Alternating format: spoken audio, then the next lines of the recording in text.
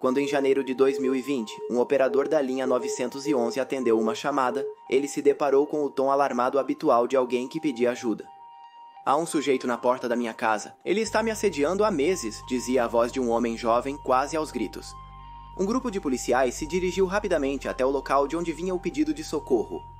E efetivamente encontraram um homem de meia idade e cabelo grisalho, que havia entrado ilegalmente em uma propriedade. Mas aquilo não parecia o típico caso de um invasor pego em flagrante. O homem grisalho era um renomado jornalista da National Broadcasting Company, que dizia estar lá para pegar um predador sexual que, junto com seu parceiro, fazia coisas terríveis com meninos e meninas.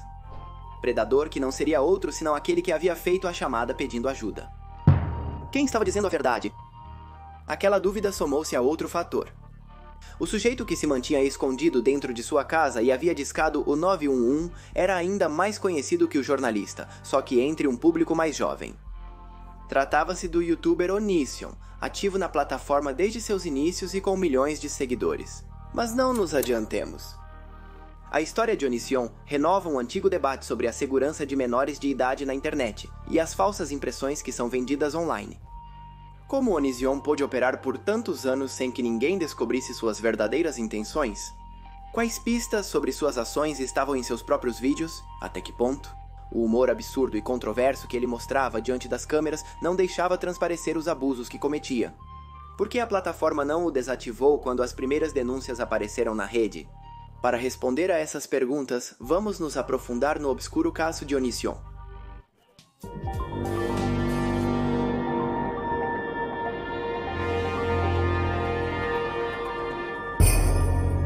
Greg, o marginalizado Onision, é uma figura evasiva se tentarmos investigar sobre seu passado e sua vida antes do YouTube.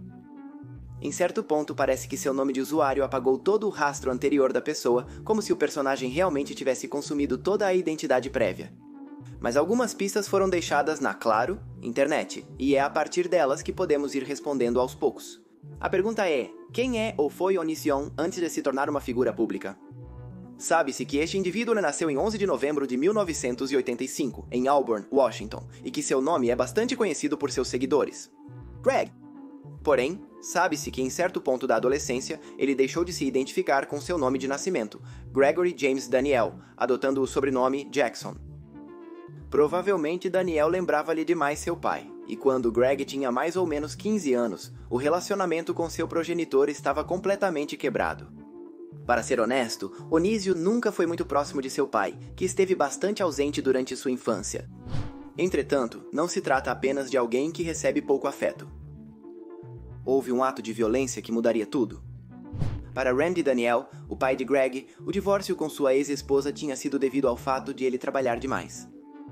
Mas o próprio Onision contou uma história muito diferente. Ele disse que a separação de seus pais, quando ele tinha apenas 4 anos, foi devido a uma terrível notícia que veio à luz. Aparentemente, Randy havia abusado de uma menina. A história nunca ficou totalmente clara, mas na época, Onision gravou vários vídeos detalhando os supostos crimes de seu pai. Ele afirmou que isso nunca aconteceu e que não tem antecedentes criminais. O ponto é que Greg foi criado em um ambiente familiar bastante fraturado. Mesmo assim, ele era uma criança sorridente, extrovertida e considerada muito simpática por todos. Mas a separação de seus pais deixou marcas e algo nele explodiu por volta dos 15 anos. Por motivos que não são claramente conhecidos, a mãe de Greg o expulsou de casa e o adolescente acabou indo morar com seu pai.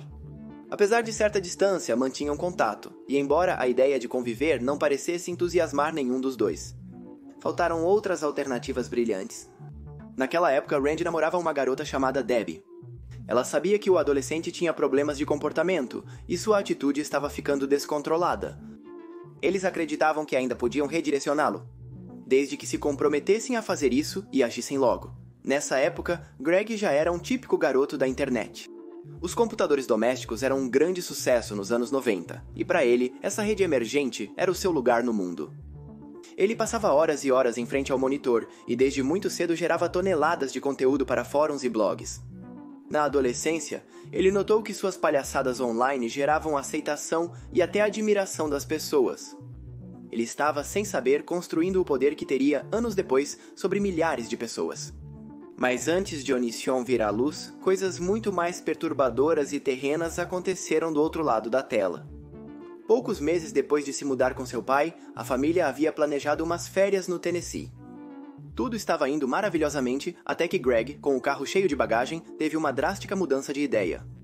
Ele disse que preferia ficar em casa para usar seu computador e estar com sua nova namorada. Randy e Debbie pareciam surpresos, porque até aquele momento, o garoto parecia animado com a excursão. Que ele de repente voltasse a ser teimoso e caprichoso não foi algo que eles viram com bons olhos. Randy considerou que era o momento de estabelecer alguns limites com seu filho e o obrigou a ir com eles. Apesar de suas reclamações, Greg passou grande parte da viagem irritado e lançando comentários passivo-agressivos do banco de trás do carro. Como via que do outro lado ninguém respondia, optou por insultar a namorada de seu pai. Então Randy pisou no freio e pararam em um posto de gasolina. O que aconteceu depois tem duas versões, a do pai e a do filho. De acordo com Greg, eles saíram do carro e discutiram até que seu pai o agarrou pelo pescoço e começou a estrangulá-lo. Segundo Randy, Greg o agrediu primeiro e ele apenas o empurrou para se defender. Mas ambos os relatos convergem que Greg o espancou no chão, Debbie chamou a polícia e os agentes intervieram imediatamente. Perante o juiz, Greg reafirmou que seu pai tentou estrangulá-lo. Mas as autoridades notaram que algo no garoto não estava bem e o enviaram para um reformatório de menores. Greg enfrentaria pela primeira vez as consequências concretas de sua agressividade. Mas ele aprenderia a lição? Nos anos seguintes, ele construiria, tijolo por tijolo, uma fachada sólida para ocultar sua verdadeira personalidade. Ele criaria um personagem online, cuidadosamente projetado para ter o controle. O importante era simplesmente isso, poder enganar o ambiente para atingir os objetivos. Em fevereiro de 2005, 3 ex-funcionários do PayPal lançaram na web um site conhecido como YouTube. Em cerca de 1 ano e meio, eles venderam por $1,658 bilhões. A ideia era tão lucrativa? Mas nos primeiros anos, foram poucos jovens que notaram o potencial da página. Um deles foi Onision. Seus primeiros vídeos datam de 2004 e naquela época ele os subia em seu próprio site, emerald.com. Em 29 de janeiro de 2006, ele inaugurou seu canal no YouTube, criando conteúdo exclusivo para a plataforma.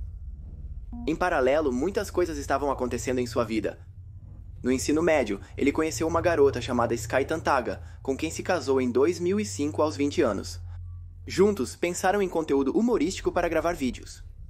Mas naqueles meses, Greg decidiu mudar sua rotina de repente e entrou para a Força Aérea. Greg Jackson desenvolvia sua carreira militar enquanto continuava postando material no YouTube, um curioso parêntese em sua trajetória. Ainda não era muito conhecido, mas já havia conquistado uma comunidade fiel. Em 2008, durante uma missão na Coreia do Sul, o jovem decidiu que a vida militar não era para ele.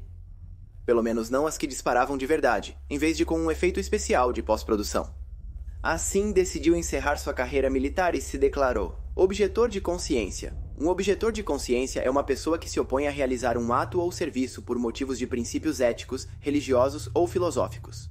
Esclarecido isso, só lhe restava o YouTube, e para lá direcionou toda a sua atenção. Em abril de 2008, Greg alcançou seu primeiro viral. Embora o fenômeno ainda não fosse descrito com essa palavra, foi com I'm So Emo Song, uma música paródica. No ano seguinte, chegaria seu grande boom, o vídeo Banana Song, que até hoje tem 95 milhões de visualizações. Até então, Sky, sua esposa e também youtuber, tinha mais sucesso que Greg. Mas tudo começou a mudar em certo momento em torno da canção da banana. De alguma forma, Greg parecia ter um talento especial para captar a atenção de um público cujo humor e interesses eram bastante crípticos para o mundo adulto. Estava se formando um nicho de consumo na internet, especialmente no YouTube, que crescia exponencialmente e estava prestes a explodir como um gigantesco fenômeno cultural. Algo que Onision soube ler desde o início.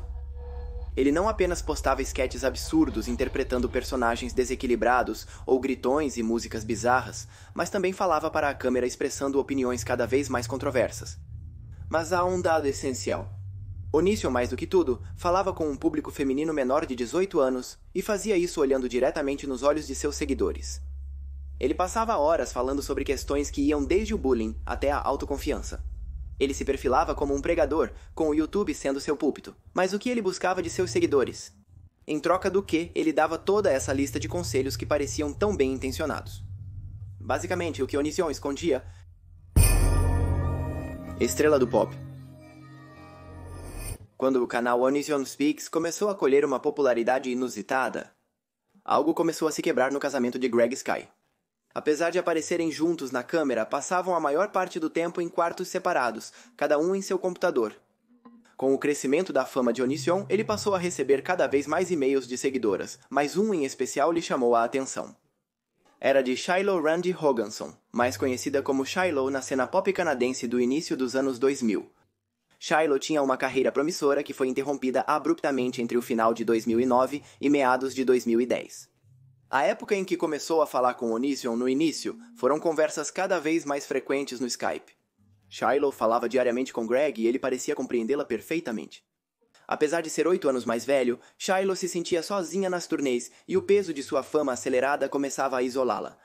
Mas Onision prometeu a ela que tudo mudaria. Certo dia, ele expôs os papéis do divórcio em frente à câmera do computador. Após a separação definitiva de Sky, ele queria viajar rapidamente para encontrá-la. Sobrecarregada, ela se deixou levar, mas Onision era cauteloso. Shiloh acabara de completar 17 anos e, para ficarem juntos, teria que ser em um lugar que permitisse isso. Assim, eles concordaram em se encontrar na Pensilvânia, onde a jovem cantora estava em turnê. Onision pegou o primeiro avião que pôde para aquele lugar e deu o primeiro passo do que pretendia ser uma doce história de amor.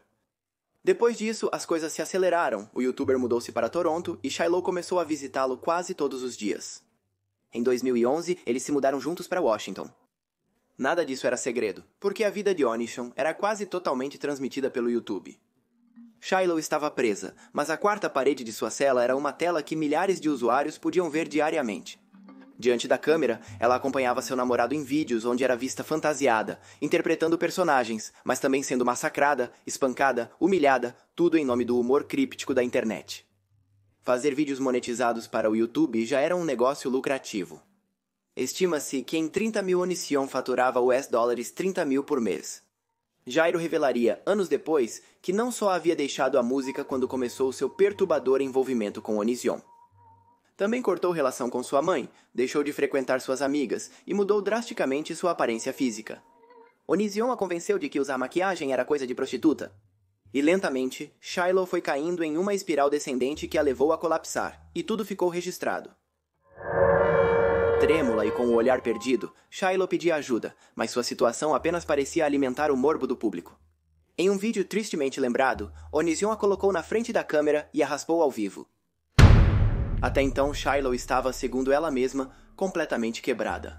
Entediado por não poder mais humilhá-la, o youtuber a deixou. Em 2011, Shiloh conseguiu contar sua história, mas sabia de antemão que Onision não iria parar. Ele encontrou uma forma viciante de manipulação. Após 3 meses, o jovem apresentou Adrienne, sua nova namorada. Como se conheceram? A garota seguia os canais dele e ele lhe enviou um e-mail. A história se repete e é assim que nossa história volta ao início.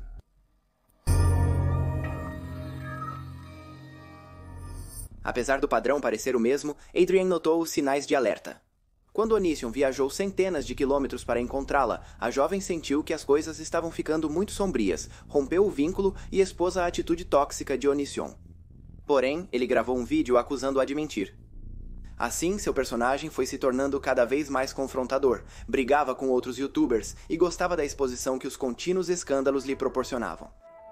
Um de seus alvos preferidos naquela época foi Eugenia Cooney, uma criadora de conteúdo para a qual ele dedicou não menos que 75 vídeos ridicularizando seu distúrbio alimentar. Se quiserem saber mais sobre Eugenia Cooney, assistam ao vídeo que fizemos sobre ela neste canal, deixaremos o link. No final, nada era deixado ao acaso, e Onision já se posicionava como um polemista sempre no limite. Esse era o item mais vendido dele no fim de 2011. Outro fato em sua vida privada seria a chave para entender tudo o que havia por trás do personagem. Um seguidor de 17 anos, que naquele momento se identificava como mulher, o contatou de Novo México e Onision soube que outra presa havia caído em sua rede. Nesse estado, a idade de consentimento era de 17 anos, então Greg se mudou para lá. No ano seguinte, eles já estavam casados. Onision já era um tema de debate na internet, e não precisamente pelo humor de seus vídeos e canções, ou pela controvérsia que suas opiniões geravam. Algo estranho podia ser visto em todas as garotas com as quais ele compartilhou a tela, um padrão que começava a se tornar perturbador e repetitivo.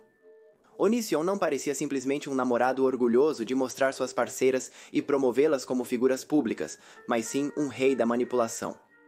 Naquele instante, um jornalista da televisão, recém-chegado ao YouTube, estava particularmente interessado em investigar a história do rapaz. Algo em todas aquelas toneladas de material que ele tinha online o perturbava. Não se tratava somente de incompreensão entre gerações. Chris Hansen, que em sua carreira havia investigado muitos casos policiais, acreditava que por trás da figura de Onision poderia se esconder um predador sexual. Nos anos seguintes, ele observou de perto, como milhares de outros usuários globalmente, os vídeos que Onision postava com seu parceiro, quem tinha um canal que começava a se popularizar sob o segundo nome feminino que havia adotado antes de fazer a transição. Na época, as conversas entre Onision e sua nova companheira frequentemente abordavam questões sexuais. E em muitas ocasiões falavam sobre os benefícios de experimentar e adicionar outras pessoas à sua vida diária.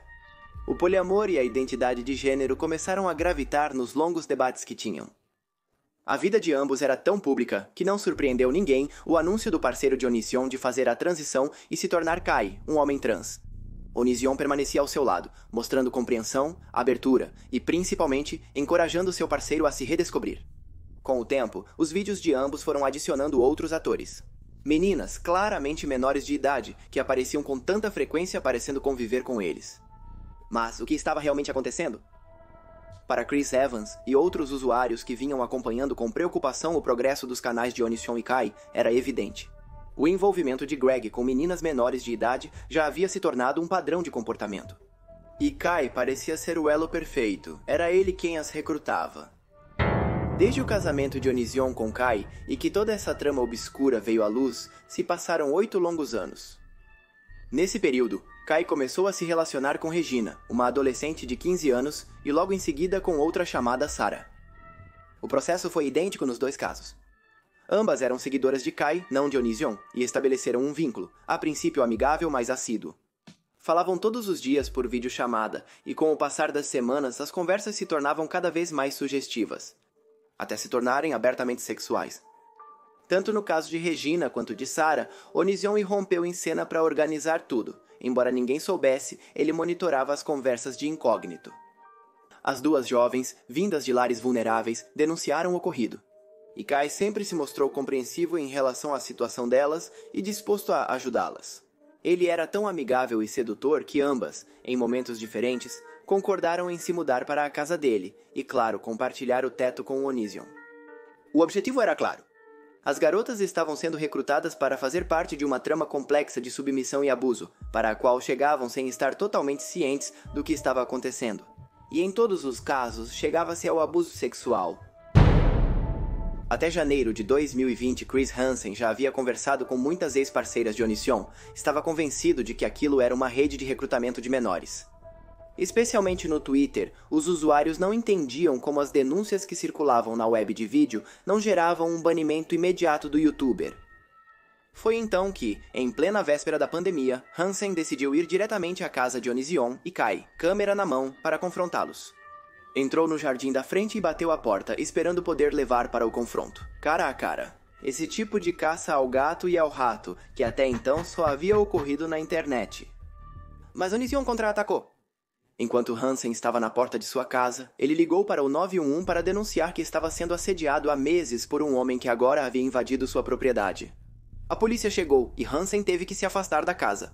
Onision achou que tinha vencido, mas Hansen estava certo de que a vitória era sua. Quando o escândalo de Onision estourou, parecia que seus dias na internet e até em liberdade estavam contados. Mas muito pelo contrário. Além disso, apesar do escárnio público e dos milhares de caracteres usados para analisar seu caso na internet, nada mais aconteceu. Onision elaborou controversas defesas nas quais ridicularizava as denúncias contra ele e garantia que não era culpado de nenhum dos crimes que Hansen e suas ex-namoradas o acusavam. A ideia de que ele era o líder de uma espécie de rede de pedófilos era engraçada para ele e ele dava como certo que nunca pagaria por seus crimes. Ele não estava totalmente errado, mas logo a realidade o atingiria onde mais doía, seu conteúdo online. Desmonetização e algo mais. Em 18 de janeiro de 2021, estreou a série documental Onision in Real Life, atualmente disponível na plataforma. Max, que compilava toda a pesquisa realizada por Chris Hansen e com o testemunho das vítimas. Quando o material veio à tona, o YouTube desmonetizou permanentemente o canal do criador de conteúdo. Anteriormente, ele havia sido banido do Patreon por publicar informações privadas de uma seguidora que o denunciou por abuso. Estima-se que até aquele momento, Onision havia postado mais de 6 mil vídeos e seus ganhos totais giravam em torno de 2 milhões e 400 mil dólares. Atualmente sua conta permanece ativa, porém a de Kai foi desativada. A maioria dos vídeos que falam sobre eles no restante do YouTube divulga as denúncias. Alguns afirmam que praticamente Onision gerou um culto em torno de sua pessoa, além de que em seu discurso não havia um elemento abertamente religioso. Está claro que a coerção foi o fio condutor de sua ascensão à fama. E aquilo em que se apoiou para atrair e manipular suas vítimas? Mas até agora, todas as consequências sobre seu comportamento parecem ligadas ao âmbito digital. O que acontece com a questão legal? Onision e Kai enfrentam denúncias formais. Mas no momento da gravação deste vídeo, não há maiores novidades a respeito. Embora seria lógico que a médio prazo sejam levados a julgamento. Sarah, uma das últimas vítimas, apresentou uma grave acusação contra ele no Tribunal de Michigan. Alguns dados sobre a vida pessoal de Onision e Kai são conhecidos. Eles moram em Washington e têm um casal de filhos. O Federal Bureau of Investigation abriu uma investigação sobre 2 youtubers por suposto aliciamento e abuso de menores. Também há suspeita de que eles tenham sido violentos com os filhos. O caso chegará aos tribunais ou será apenas mais uma história obscura da internet? O tempo dirá. A pergunta que agora mantém todos acordados é: quantos outros Onision existiram ou existem no vasto oceano virtual? Muitos seres perigosos escondem suas reais intenções por trás de uma fachada carismática. E mais importante ainda, como descobri-los antes que seja tarde demais?